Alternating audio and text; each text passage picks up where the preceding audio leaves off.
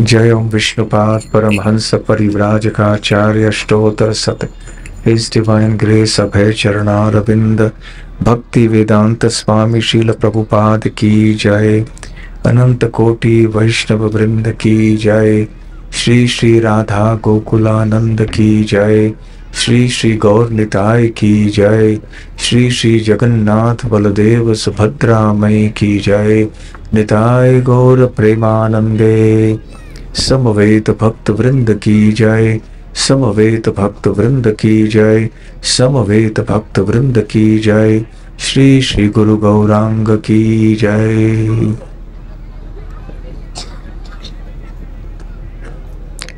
ओम अज्ञानतिमिरान्धस्य ज्ञानाञ्जनशलाकया चक्षुरुन्मीलितं येन तस्मै श्रीगुरवे नमः।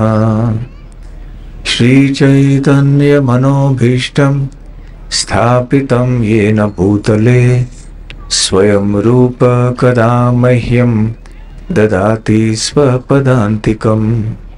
वन्देऽहं श्रीगुरो श्रीयुतपदकमलं श्रीगुरून् वैष्णवांश्च श्रीरूपं साग्रजातं सहगण रघुनाथान्वितं तं सजीवं साद्वैतं सावधूतं परिजनसहितं कृष्णचैतन्यदेवं श्रीराधाकृष्णपादां सहगण ललिता श्रीविशाखान्वितांश्च।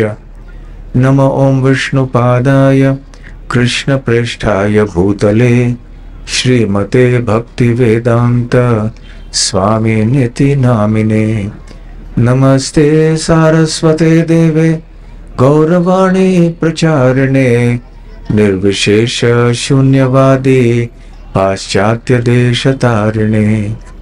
मूकं करोति वाचालं पंगुं लंघायते गिरिं यत्कृपातमहं वन्दे श्रीगुरून् दीनतारणम्। वाञ्छाकल्पतरुभ्यश्च कृपा सिन्धुभ्य एव च पतितानां पावनेभ्यो वैष्णवेभ्यो नमो नमः।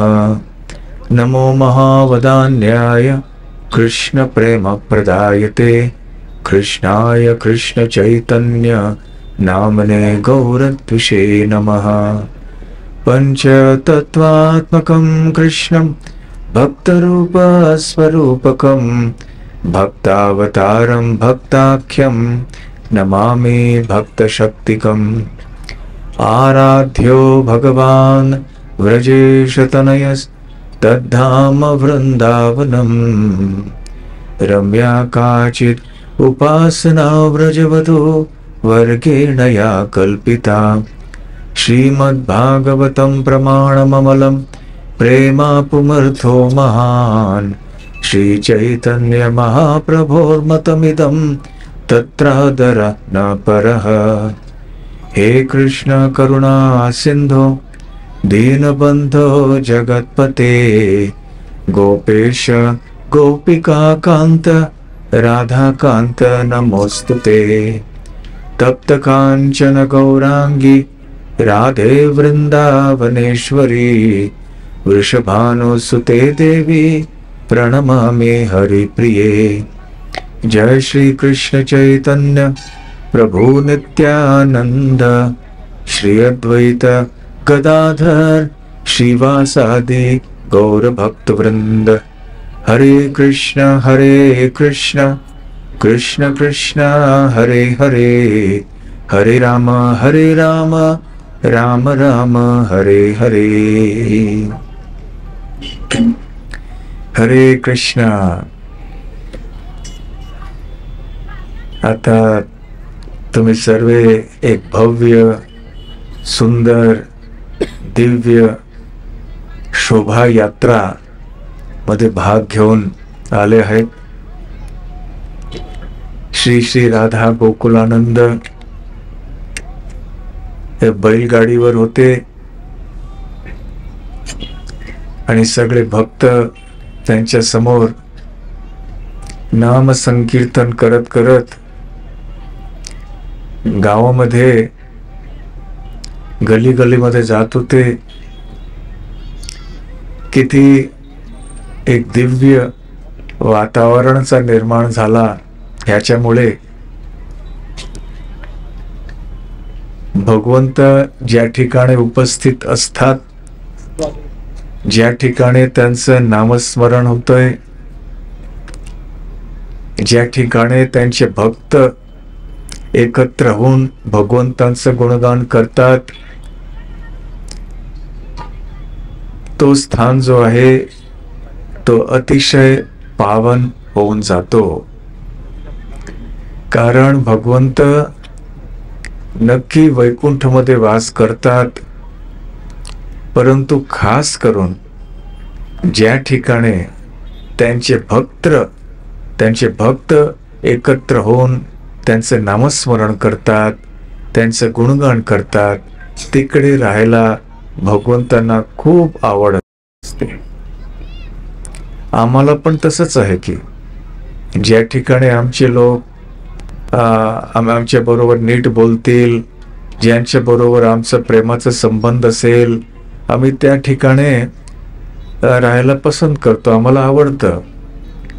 आणि जर कुठच्याही ठिकाणी आमच्या बरोबर लोक नीट बोलत नसतील आणि आमची निंदा करत असतील, कटू शब्दांचं वाक्य प्रयोग करत असतील, हरे कृष्ण,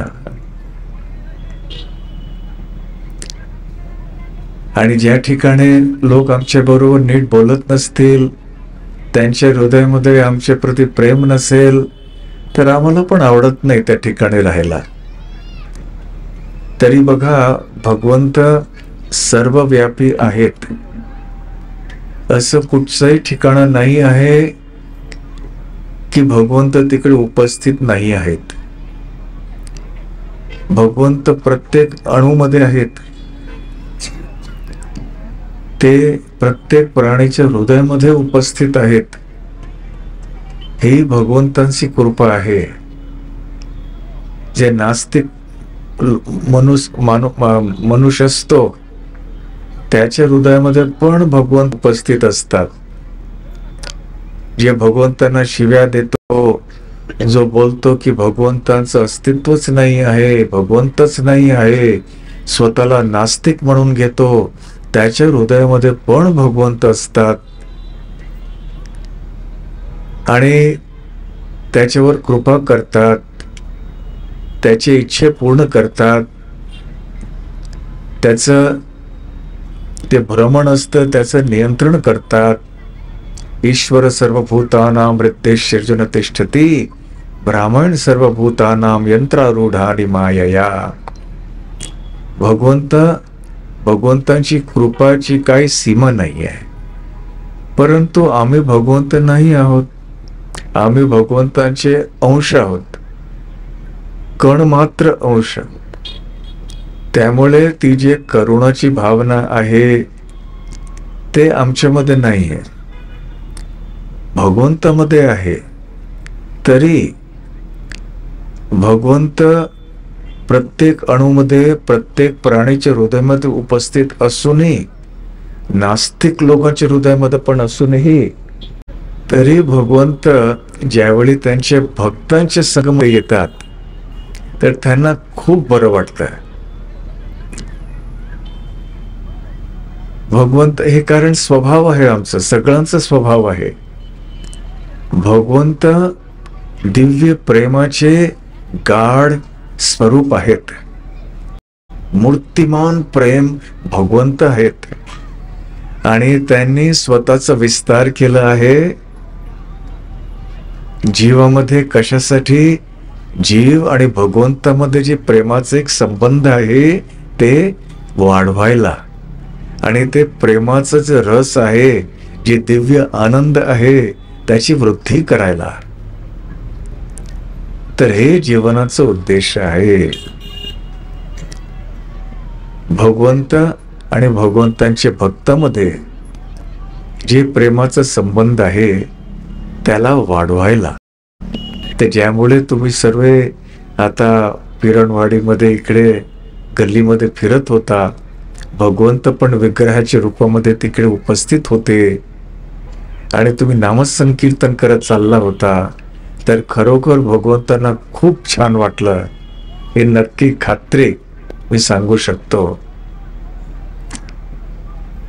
तर नामस्मरण हा एकच उपाय आहे. भगवंत आणि भगवंताच्या नामामध्ये अजिबात काही अंतर नाही आहे. भगवंतांचं नाव जर आम्ही घेतलं तर उलट भगवंतांच्या दर्शनपेक्षा श्रेष्ठ आम्हाला लाभ मिळू शकेल.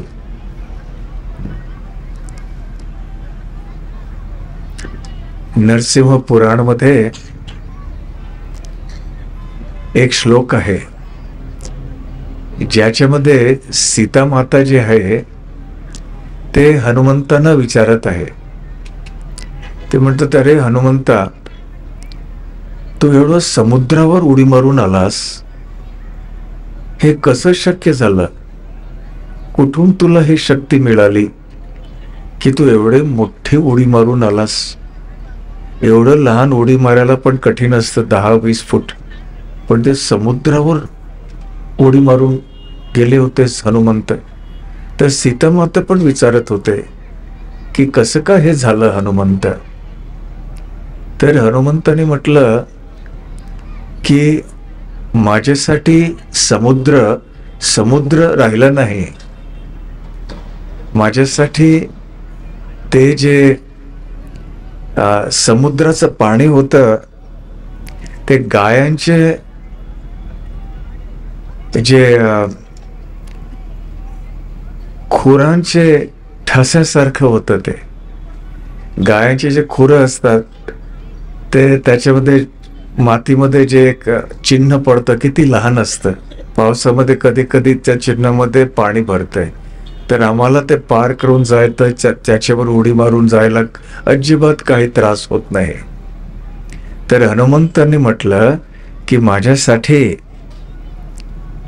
समुद्र न राहून ते गायांचे खुरांचे ठसासारखे झाले. आरामशीर मी पार करू शकलो. आणि का मी पार करू शकलो? ती शक्ती कुठून आली मला? हनुमंताने म्हटलं, जपतो राम रामेति समुद्र गोष्पदायते. त्यांनी म्हटलं, मी राम राम राम राम हे जप करत होतो, निरंतर हे जप करत होतो, त्यामुळे माझ्यासाठी समुद्र गोष्पदायते, म्हणजे गायांचं जे खुरांचं ठस आहे त्याच्यासारखंच लहान झाले. ते मी सहजपणे ते पार करू शकलो. म्हणजे बघा, हनुमंत ते श्रीरामांच्या सोबत होते, श्रीरामांच्या सानिध्यामध्ये होते, तरी ज्यावेळी त्यांनी नाव घेतलं भगवंतांचं त्यावेळी त्यांना शक्ती मिळाली. बघा, असे अनेक लोकांनी भगवंताचं सानिध्य प्राप्त केलं. रावणने नाही केलं का? कुंभकर्णने नाही केलं का? मेघनाथने नाही केलं का? भगवंतांचे विविध अवताराच्या लीलामध्ये किती मोठे मोठे असुर होते, कधी कधी लहान असुर पण होते. त्यांनी भगवंताचे अमोर समोर दर्शन केलं, पण हृदयामध्ये प्रेम उत्पन्न झालं नाही. पण ज्यांनी भगवंतांचं नामस्मरण भक्ती भावनेने केलं त्यांचा उद्धार झाला, त्यांचं जीवन त्यांनी यशस्वी केलं आणि अद्भुत शक्ती त्यांना प्राप्त झाली. कशामुळे? नामस्मरण केल्यामुळे. तर अनेक लोक असे बोलतात, आम्हाला भगवानचं दर्शन करायचं आहे, भगवंत आम्हाला दर्शन कधी देतील? असं काही एवढं सुलभ आणि सोपं गोष्टी नाहीये. आता आम्हाला जाऊन पंतप्रधान किंवा राष्ट्रपतींना भेटायचं असेल, असं एवढं सोपं आहे का? नाही, त्याच्यासाठी खूप कठीण आहे, सगळ्यांनाच शक्य नसतं ते.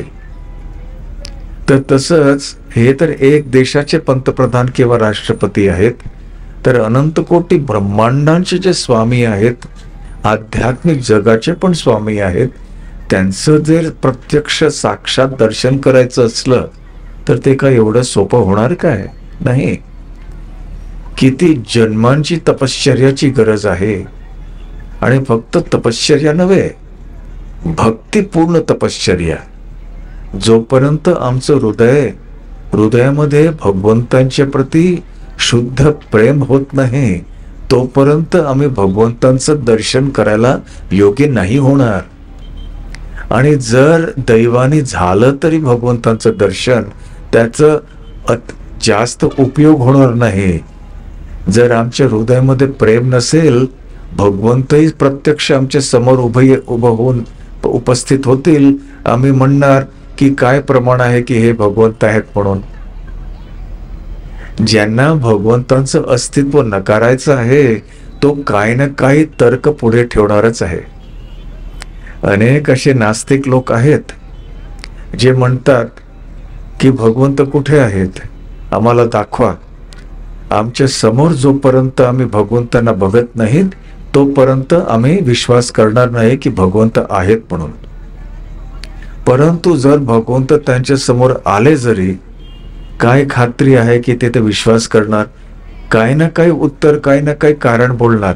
नाही नाही, हे दाखवा, सिद्ध करा की हेच भगवंत आहेत. कोणी दुसरे पण असू शकतील.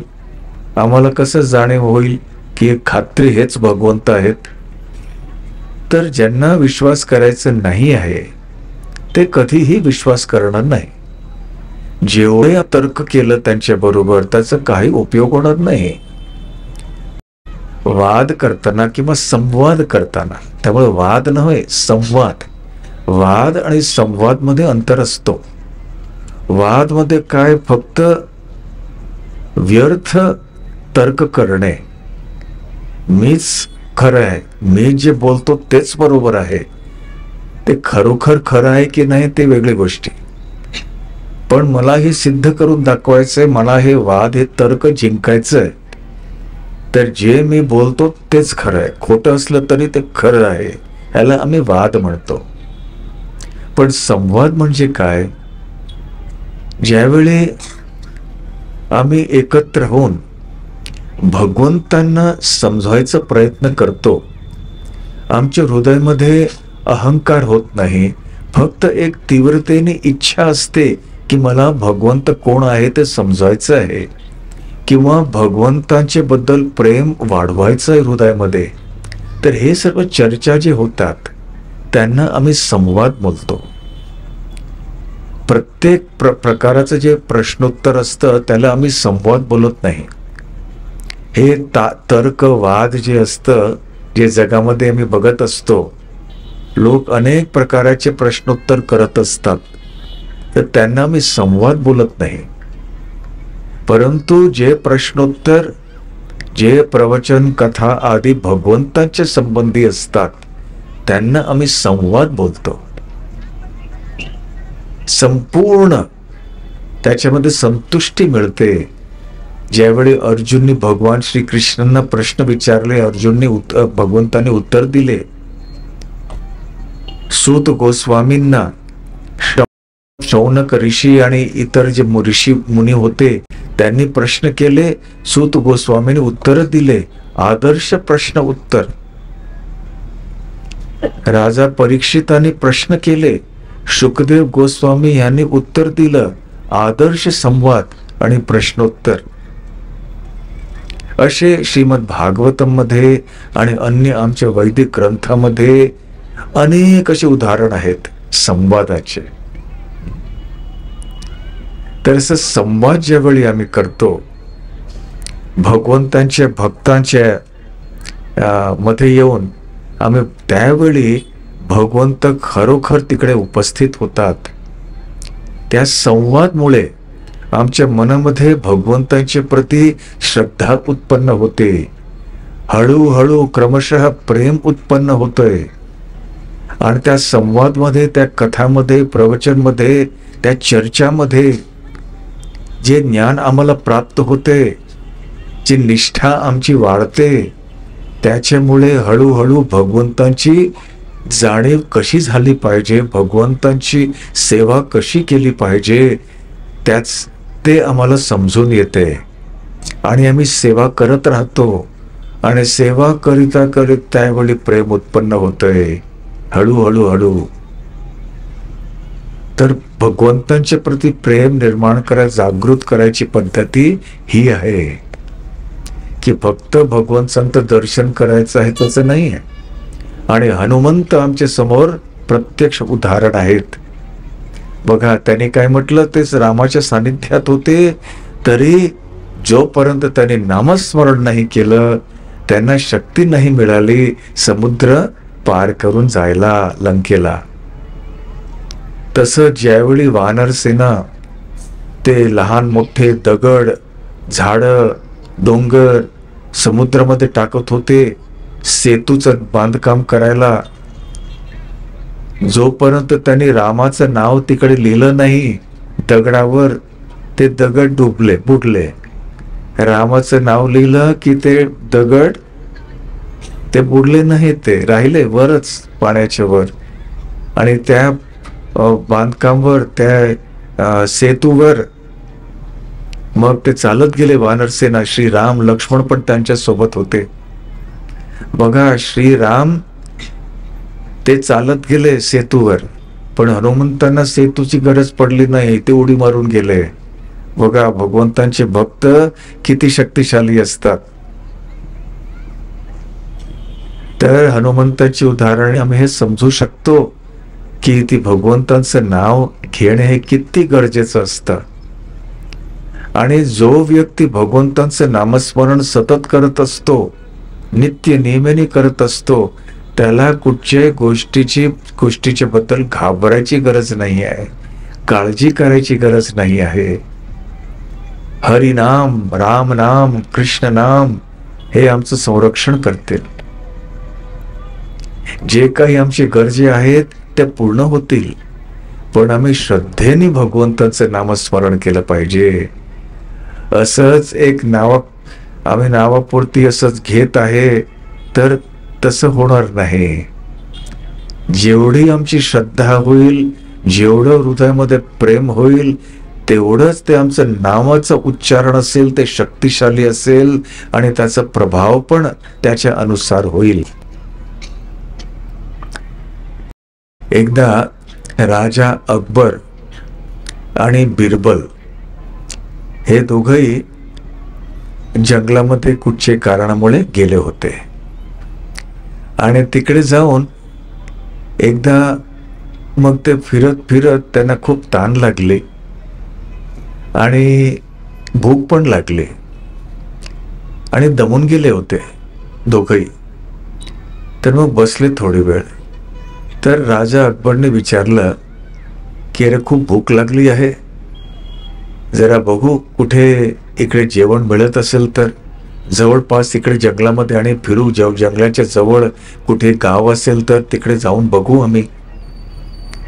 तर बिरबलने म्हटलं की नाही, मी इकडे झाडाच्या खाली जंगलामध्ये बसून राम नाम घेणार, राम राम राम राम म्हणत असणार.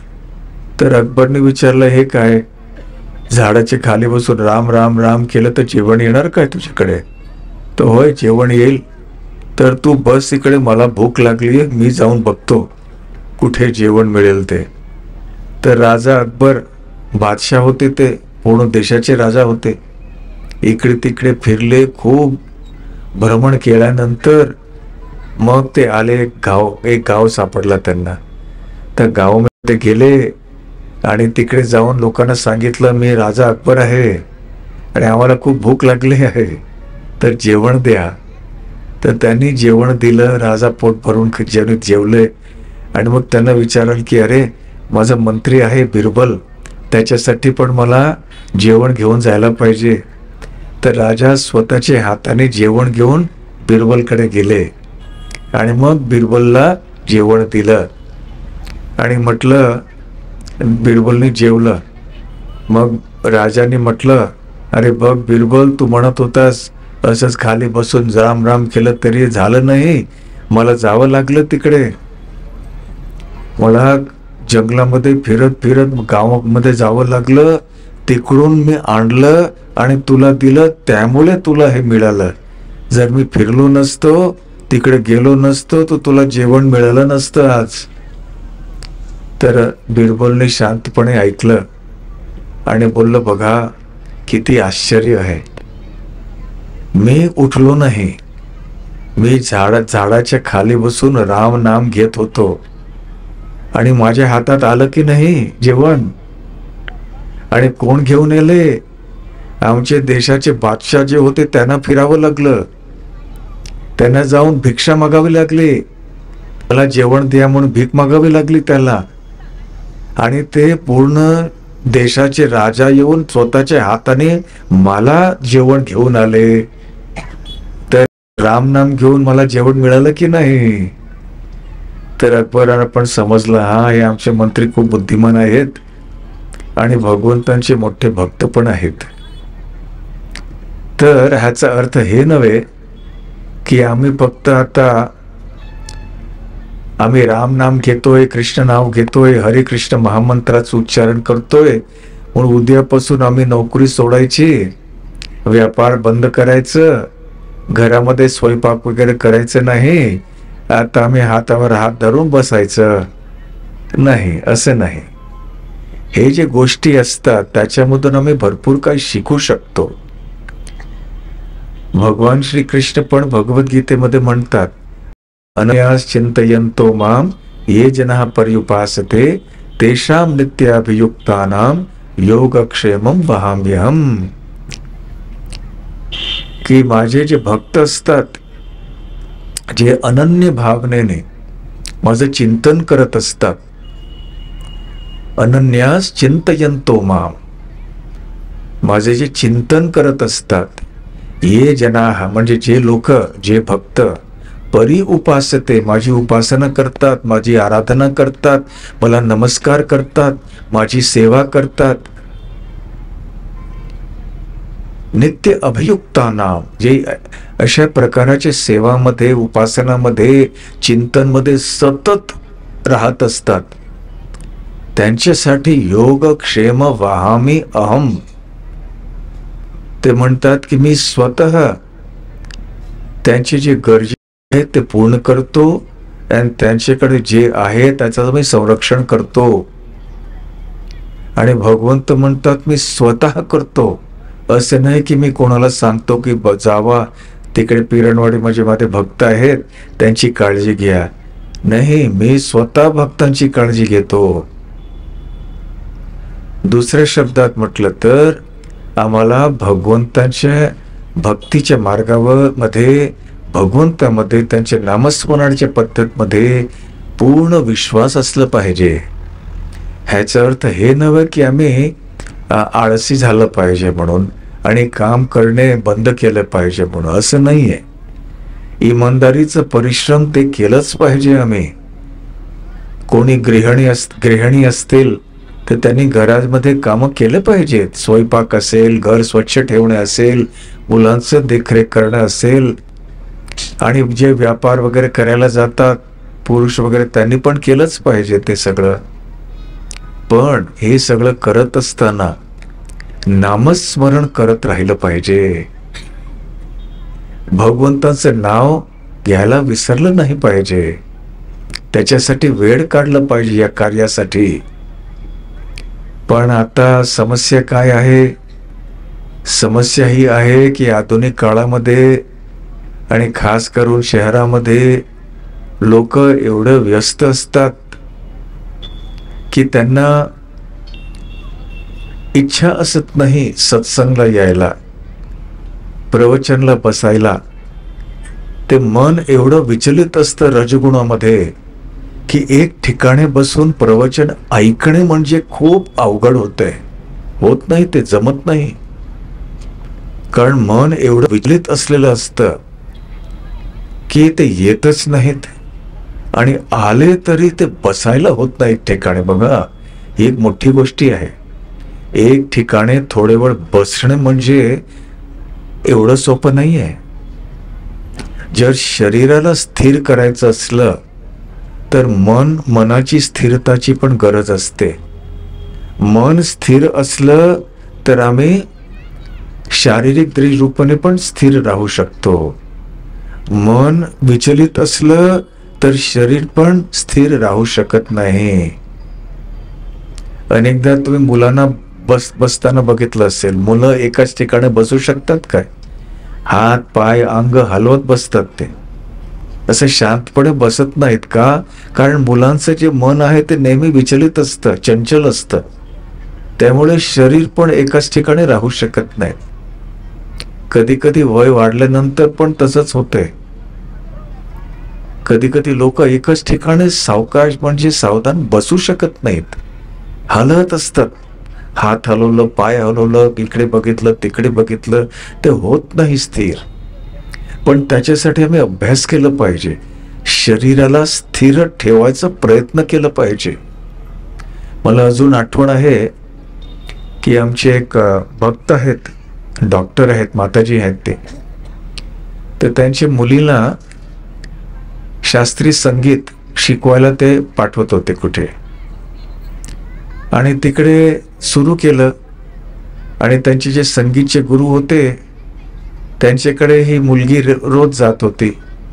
2 दिवस झाले, 3, 4, 5 दिवस झाले, पण त्याने काय शास्त्रीय संगीत जास्त काय शिकवलं नाही, फक्त बसायला शिकवत होते. मग ते आई त्यांची म्हणजे ती माताजी आहे ते गेले त्यांच्याकडे की एवढे दिवस झाले तुम्ही शास्त्रीय संगीत काय शिकवत नाहीत त्यांना, ह्या मुलीला.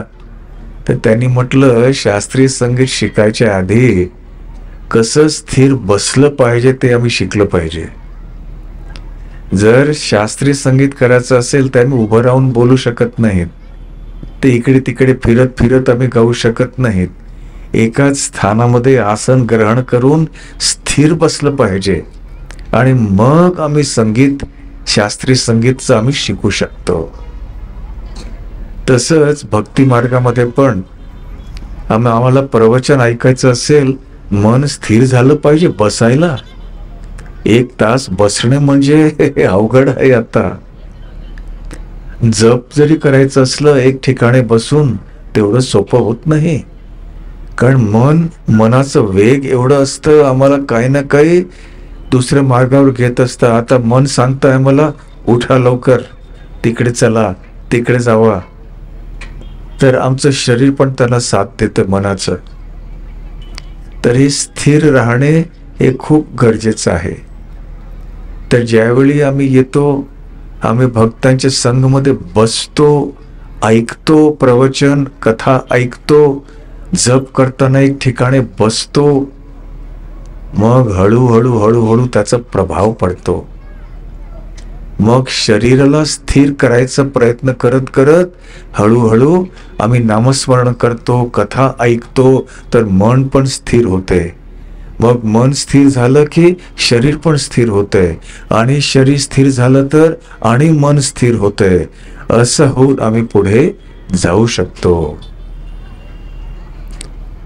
तर ठीक आहे, नामस्मरण करत करत, पण आता लोकांना वाटतंय की आता वेळ नाही आहे, त्यामुळे, आणि ज्यांना वेळ आहे ते येतात, ते बसू शकत नाहीत.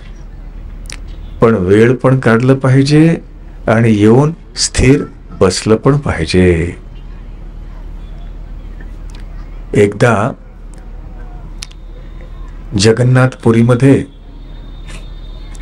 एक लहान मुलगा होता, त्याचं नाव होतं मकरध्वज पंडित. आणि चैतन्य महाप्रभू त्याला गोपाळ म्हणून बोलवायचे. आणि तो गोपाळ जो आहे तो लहानपणापासूनच आईच्या पोटामध्ये असतानाच त्यांनी भक्तीच्या बद्दल खूप ऐकलं होतं, कारण भक्तिमय वातावरणामध्ये त्याचा जन्म झाला होता. आणि लहानपणापासूनच त्याची श्रद्धा आणि त्याचं जे वळण आहे भगवंताच्याकडे खूप होतं. आणि त्यांच्या परिसरामध्ये अनेक शुद्ध भक्त भगवंतांचे राहत होते. थोडे भक्त असे होते जे खूप विद्वान होते, आणि थोडे शुद्ध भक्त होते ते तेवढे विद्वान नव्हते, त्यांना शास्त्रांचं वगैरे एवढं ज्ञान नव्हतं, पण तरी त्यांची श्रद्धा खूप तीव्र होती. तर एकदा त्यांनी बघितलं की एक त्यांचे ओळखीचे भक्त होते जे कुठेतरी जात होते, आणि जाताना त्यांनी बोटाने त्यांचं जीभ असं धरलं होतं. तर ह्यांनी विचारलं की तुम्ही असं का करत आहे, कुठे चाललात तुम्ही, असं तुम्ही बोटाने तुमचे जीभ धरून चाललात, तर कुठे चाललात तुम्ही. तर त्या भक्ताने म्हटलं की मी शौच करायला चाललोय, संडासला चाललोय मी. तर तुम्ही असं का जीभ धरलंय, पण जावा तिकडे शौचला जावा, पण जीभ का धरलंय तुम्ही असं. त्यांनी म्हटलं बघा, शौचालयमध्ये आम्ही चांगलं काम करत नाही ना, अशुद्ध असतो आम्ही. त्या अशुद्ध अवस्थेत मी पवित्र भगवंतांचं नाव कसं घेऊ, हे योग्य वाटत नाही मला. तर लहान बाळाने उपदेश दिला त्यांना, अरे तुम्ही शुद्ध भक्त आहेत, तुम्हाला माहीत असलं पाहिजे की शरीर कुठच्याही क्षणी आम्ही त्याग करू शकतो. काही खात्री नाही आहे की कधी आमची मृत्यू होणार. आता शौचालयामध्ये असताना तुमची मृत्यू झाली आणि तुम्ही नामस्मरण नाही केलं तर काय होईल. तर नामस्मरण भगवंतांचं आम्ही कुठेही सगळीकडे केलं पाहिजे. शुद्ध स्थान असू दे, अशुद्ध स्थान असू दे, प्रत्येक ठिकाणी नामस्मरण करणे योग्य आहे. प्रत्येक परिस्थितीमध्ये नामस्मरण करणे योग्य आहे. बाकीचे असे उत्सव वगैरे असतात किंवा काही आणि अनुष्ठान वगैरे असतात, संस्कार वगैरे असतात, त्यांच्यासाठी मुहूर्ताची गरज असते. आता विवाह संस्कार असतो, त्याच्यासाठी एक मुहूर्ताची गरज असते. ते अमुक दिवसावर केलं पाहिजे आणि अमुक वेळेवर केलं पाहिजे. वेगवेगळ्या संस्कारासाठी, अनुष्ठानासाठी असं वेळेचा विचार असतो. पण भगवंतांचं नामस्मरण करायला असं काहीही गरज नाही आहे. कुठेही मी करू शकतो आणि प्रत्येक ठिकाणी नामस्मरण केलं पाहिजे. ठीक आहे, आम्ही ज्यावेळी आमच्या कार्यालयामध्ये जातो, तिकडे बसलो असतो, तिकडे आम्ही जप कीर्तन वगैरे नाही जरी करू शकलो असतो, मनामध्ये तर आम्ही करू शकतो ना. तर गोपाळ त्याचं नाव होतं, मकरध्वज पंडित, त्यांनी सांगितलं त्या भक्तांना खूप बरं वाटलं हे ऐकून. अरे गोपाळ, तू जे म्हणत आहेस तर खूप बरोबर म्हटलं, खरंच आहे. तर आतापासून मी शौचालयामध्ये जाताना असं माझं जीभ धरणार नाही आणि शौचालयामध्ये असताना पण मी सतत नामस्मरण करत बसणार तिकडे. तर ज्यावेळी चैतन्य महाप्रभूच्या कानामध्ये ही खबर आली की मकरध्वज पंडितचा हा एवढा लहान मुलगा आहे, तरी किती छान उपदेश त्याने दिला आहे. तर त्या दिवसापासून चैतन्य महाप्रभूने त्याला एक पदवी दिली, एक नाव दिलं की हा आमचा गुरु आहे. आम्हाला एवढं छान भक्तीच्या बद्दल, नामस्मरणाच्या बद्दल त्यांनी आम्हाला उपदेश दिला आहे. त्यामुळे आजपासून ह्याचं नाव होणार गोपाळ गुरु. तर बघा किती छान अशी घटना आहे. आणि गोपाळ गुरु ते खूप प्रसिद्ध झाले भक्त समाजमध्ये. तर एकदा जगन्नाथपुरीमध्ये श्री चैतन्य महाप्रभू आणि श्री नित्यानंद प्रभूंचे एक पार्षद होते, ज्यांचं नाव होतं अभिराम ठाकूर. ते पण एक पार्षद होते आणि शुद्ध भक्त होते. आणि त्यांच्याबद्दल असं होतं की ज्यावेळी ते शालिग्राम शिलाला नमस्कार करायचे, दंडवत करायचे, जर ते खरोखर प्रामाणिक शालिग्राम शिला नसलं असतं, एक साधारण दगड असतं, ते दगड फुटून जायचं. जे फुटलं नाही तर ते समजायचं की हे खरोखर शालिग्राम शिला आहे म्हणून. आणि ते वैष्णवांना प्रणाम करायचे. आणि जर कोणी बरोबर वैष्णव नसेल, म्हणजे खोटं आहे, स्वतःला वैष्णव घोषित करत आहे परंतु तो वैष्णव नाही आहे, तर त्याची मृत्यू तत्क्षणी व्हायची. तर अभिराम ठाकूर आले जगन्नाथपुरीमध्ये. जिकडे अभिराम ठाकूर जायचे सगळे घाबरून बसायचे, आता कोणाला नमस्कार करणार, काय होणार. पण त्यांनी ऐकलं गोपाल गुरुच्या बद्दल. ते त्यांनी म्हटलं चला बघू गोपाळ गुरु किती मोठे गुरु आहेत म्हणून, मी पण जाऊन त्यांना नमस्कार करतो. तर गोपाळ गुरुनी ऐकलं, ते घाबरला, खूप लहान मुलगा होता ना, तर खूप घाबरला. तो चैतन्य महाप्रभूकडे पळत गेला.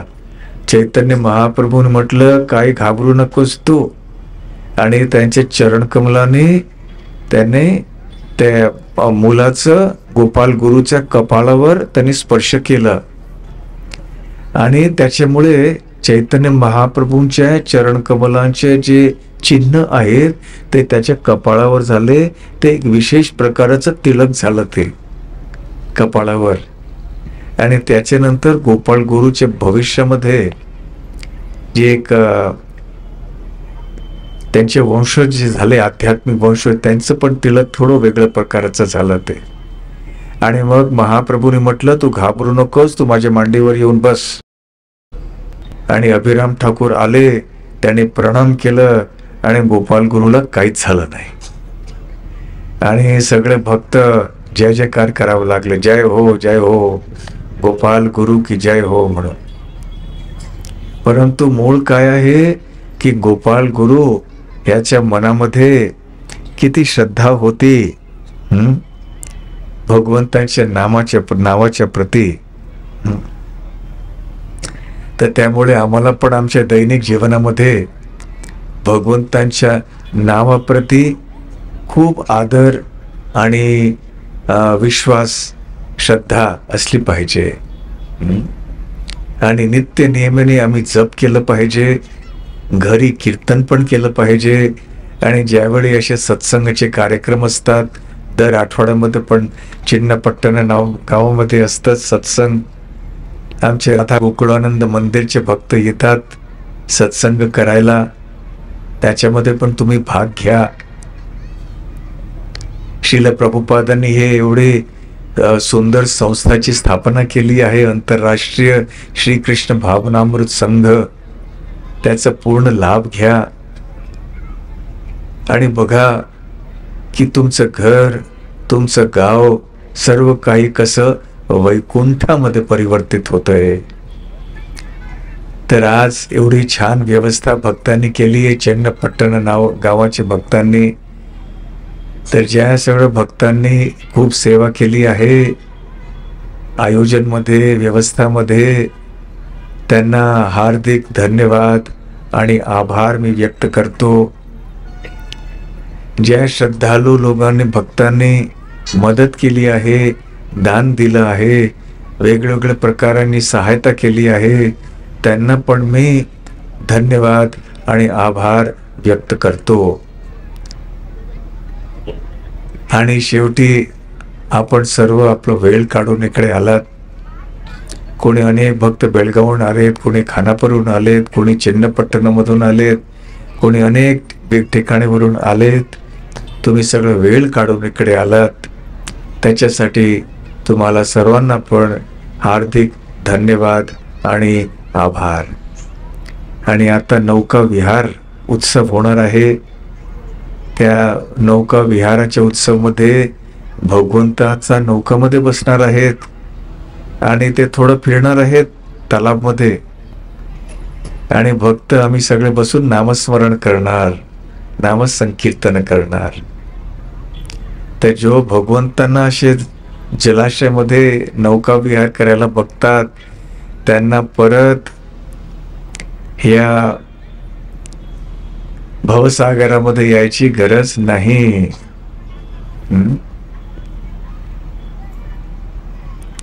श्रीमद भागवतामध्ये म्हटलं आहे, सुंदर श्लोक आहे, समाश्रित ये पदपल्लव प्लवम महत्पदम पुण्य यशो मुरारे भवाम्बुधिं वत्स पदम परम पदम पदम पदम यद विपदाम न तेषाम. सृष्टीकर्ता ब्रह्माजीची प्रार्थना आहे की हे भगवंत, जो व्यक्ती तुमच्या चरण कमलांचा आश्रय स्वीकार करतो त्याला कुठच्याही वस्तूची भीती करायची गरज नाही, काळजीचा प्रश्न नाही. आणि तो जे भवसागर आहे ते सहजपणे पार करून जाऊ शकतो. ज्याप्रमाणे एक गायचं वासरूच्या खुरांचे ठसे असतात ते जसं आम्ही पार करून जातो, तसं हे विशाल भवसमुद्र कोणी तो तुमचा भक्त पार करून जाऊ शकतो. तर भगवंत ज्यावेळी आम्हाला घेऊन जातील, भगवंतांचं नाव ते आमच्यासाठी नाव आहे.